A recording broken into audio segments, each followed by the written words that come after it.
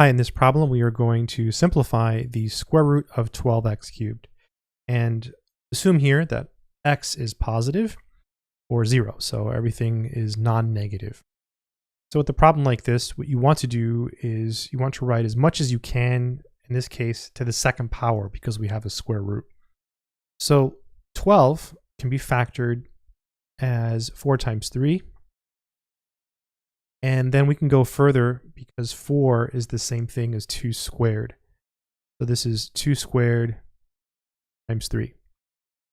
Okay, so now what we can do is we can replace the 12 with this. So this is the square root of 2 squared times 3. And also x squared can be written as x squared times x. And the goal is to write as much as you can to the second power.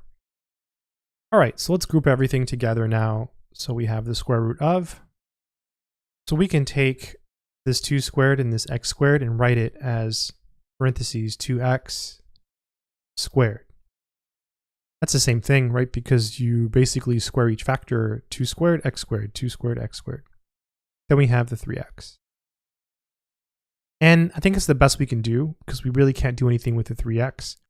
So now we can take the square root of each piece.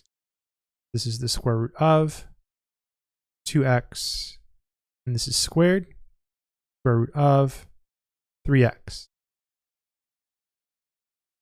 Okay, so now this goes away, right? Whenever you have the square root of like u squared, that's equal to u, as long as u is not negative. So again, everything here is positive or 0. Just assume it's positive.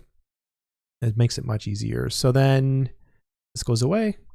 So we get 2x square root 3x. You can still do it, by the way, if like x is negative, but it's going to involve absolute values. That's why if like you look in a textbook and they have problems like this, they'll always say something like, assume all variables represent positive numbers. The reason is, if you're curious, you have the square root of x squared. It's actually equal to the absolute value of x. So, but if x is positive or 0, it's just x. So we just say it's positive and all is good. Good luck.